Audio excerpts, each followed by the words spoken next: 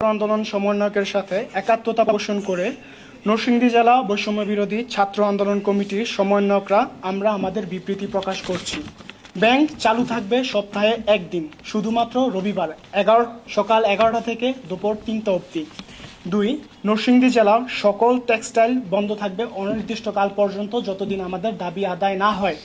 3, নরসিংদীর বড় বাজার যেমন বাবুরহাট, কালীবাজার ইত্যাদি বন্ধ থাকবে, শুধু মুদির দোকান সকাল 7টা থেকে 11টা অবধি খোলা থাকবে। 4, জরুরি সেবা যেমন হাসপাতাল, ফার্মেসি খোলা থাকবে।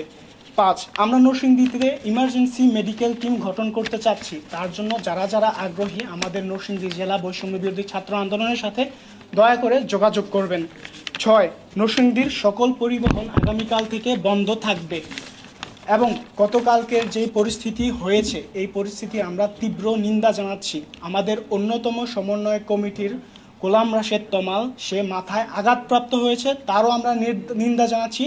সে আইসিইউতে আছে, তার জন্য সবাই দোয়া রাখবেন। তারা জরুরি খাতে পারবেন, সাংবাদিক, মেডিকেল যা আছে এগুলো, অ্যাম্বুলেন্স এগুলো খোলা থাকবে। এসব যানবাহনে কেউ কোনো আঘাতপ্রাপ্ত করবে না, শুধুমাত্র গণপরিবহন এবং মাল যানবাহন সবকিছু বন্ধ থাকবে। দেখুন, আমরা ছাত্ররা কখনো অন্যায়ের দিকে থাকি না, অন্যায়ের পক্ষে নই। আমরা অলওয়েজ অন্যায়ের বিরুদ্ধেই থাকি। যারা থাকে তারা হচ্ছে দুষ্কৃতকারী। আমাদের ছাত্র কখনো দুষ্কৃতিকারী হতে পারে না। যারা বাধা দেয় আপনারা হচ্ছেন প্রেস, আপনাদের হাতে হচ্ছে পুরো দুনিয়া। টিভির মাধ্যমে দুনিয়ার সামনে তাদের মুখোশ পরিচয় করিয়ে দিন। তারপরের স্টেপ আমরা জনগণ মিলে, আমরা যারা ছাত্র আছি বৈষম্য বিরুদ্ধে, আমরা সবাই নিয়ে এর স্টেপ নিব। তারা কেন বাধা দিচ্ছে, তাদের কি যুক্তিগত, আমরা ওদেরকে জিজ্ঞাসা করব। তাদের সাথে আলোচনার মাধ্যমে, না হলে সংঘাতে না গিয়ে যেভাবেই হোক, যে আইন শৃঙ্খলা বাহিনীর সহায়তা নিয়ে হলেও আমরা এর সমাধান করব।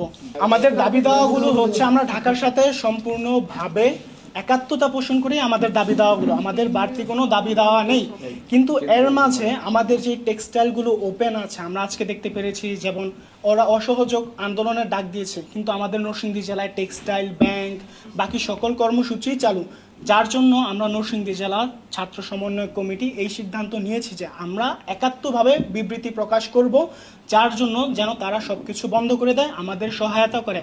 কারণ আমরা অসহযোগের আন্দোলনের ডাক দিয়েছি। সরকারকে আমরা কোনো ট্যাক্স দিব না, সরকারকে কোনোভাবে আমরা সহায়তা করব না। যারা আমাদের উপর গুলি চালাতে পারে তাদের কোনো সহায়তা আমরা আসবো না। কারণ তাদের সন্তান আগামীর স্টুডেন্ট, তারা কেন আসবে না আমাদের সাথে? অবশ্যই তাদের আসতে হবে। আগামীকালকের কর্মসূচি আমরা আমাদের সময় পরিবর্তন করেছি। নরসিংদী জেলা সবসময় বিকাল 3টা থেকে কর্মসূচি পালন করেছে, কিন্তু এখন থেকে যেহেতু অসহযোগ আন্দোলন আমরা ডাক দিয়েছি, আমরা আগামীকাল থেকে দুপুর 12টা থেকে আমাদের কর্মসূচি চালু করব, কারফিউ রাত পর্যন্ত। এই আন্দোলন ছাত্রদের আন্দোলন, কোনো প্রকার রাজনীতি এই আন্দোলনে জড়িত নেই। তার জন্য রাজনৈতিক এবং ছাত্রলীগের কোনো হামলা আমরা মেনে নিব না। এবং পুলিশদের হয়রানির বিষয়টাও আপনারা সবাই মাথায় রাখবেন, পুলিশরা যেন আমাদেরকে হয়রানি না করে। আমাদের অনেক ছাত্র ছাত্রী আসার সময় আজকে পুলিশ ফোন চেক করে। পুলিশ কোন অধিকারে ফোন চেক করে? পুলিশের তো ফোন চেক করার অধিকার নেই, কোনো লতেই নেই এই ব্যাপারটা। কারণ আমাদের মত প্রকাশের স্বাধীনতা আছে, আমরা স্বাধীন রাষ্ট্রে বাস করি। তারা ফোন চেক করে আমাদেরকে হ্যারাসমেন্ট করে, আসতে সমস্যা করে, আমাদের অনেক ভাই বোনদেরকে হ্যারাস করেছে, এরকম অনেক প্রমাণ আছে। রাতে রাতে বাড়িতে গিয়ে রেড দেয়। আমরাই 2-3 দিন বাড়ির বাইরে ছিলাম। কেন? বা স্বাধীন বাংলা আমরা কেন বাড়ির বাইরে থাকবো?